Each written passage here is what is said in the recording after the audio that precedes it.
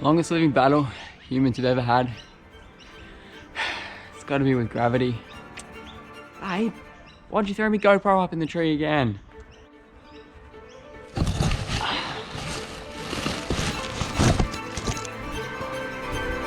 Happy days.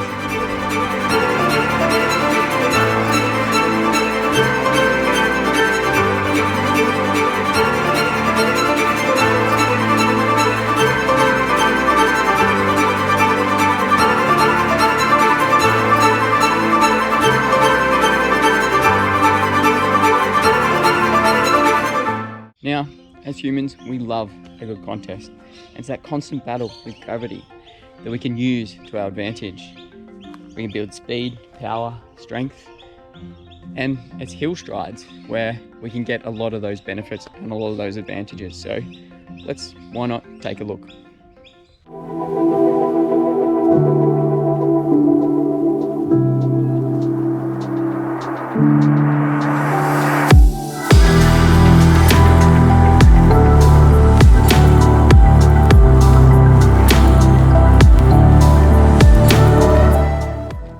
So it doesn't matter what distance you're trying to target, whether it be an 800 or maybe even peaking for a marathon or a half marathon. Hill strides can sit in your program somewhere and you can get lots of benefits from them. Now there's a variety of different ways you can go about hill strides. A few important points about the hill strides here.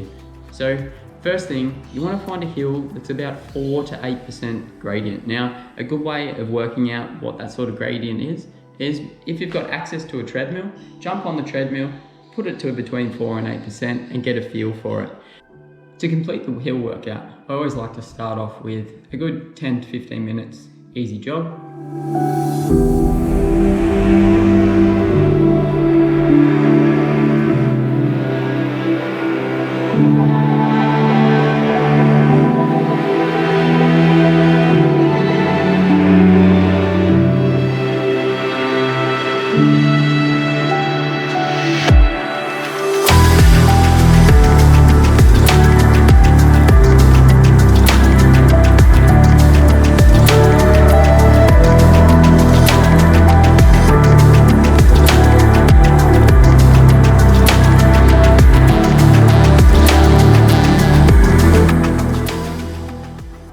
So between 8 to 10 seconds for the hill reps, no longer. Don't be tempted to go any longer, because any longer and you're going to lose that maximal sort of 90-95% intensity.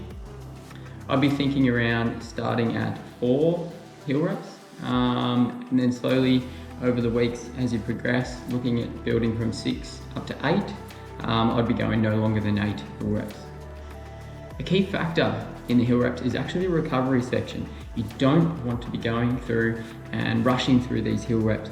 You want to be at least giving between 2 to 3 minutes of easy walking or jogging back down the hill, round maybe even, on some flat ground before you get into the next one. You want full recovery for these so you can maintain that intensity without building that lactate, which is going to completely defeat the purpose of the session.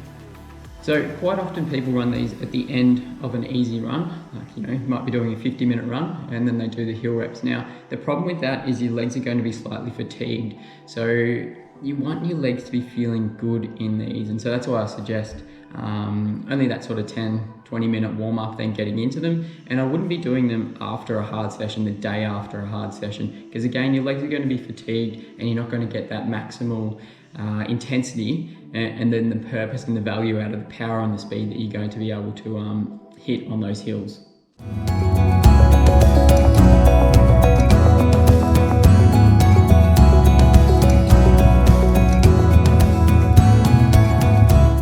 So provided that you've got a good level of conditioning, you can actually do these the day before a session. So it's going to get your muscles, your neuromuscular system, your muscle groups firing, and that can relay across to the next day. So when you get out onto that next day, you've got that pop in your legs from doing these hill reps themselves.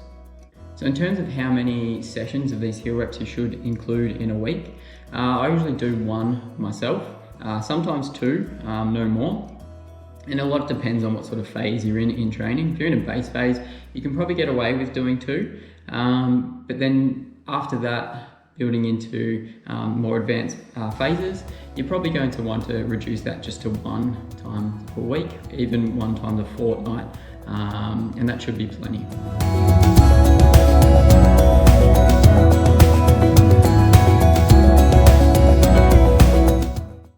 So there's many benefits of these heel strides.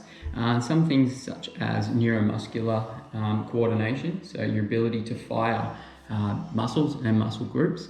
It's going to develop your strength and your power, and that's going to relate then to better running efficiency.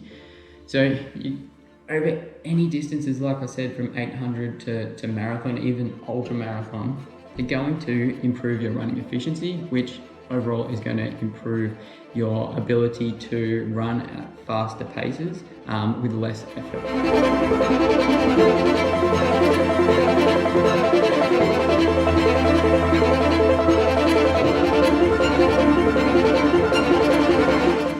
So thanks for watching, and let us know how you go in the comments below for how you found the heel reps, the heel strides.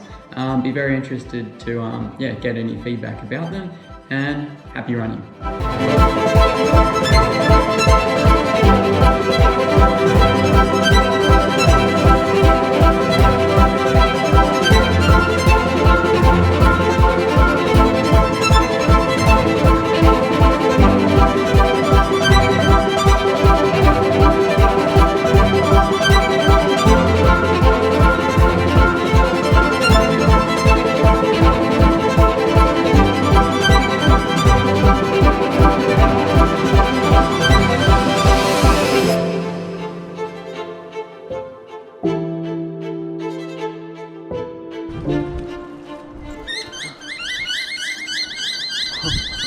Holy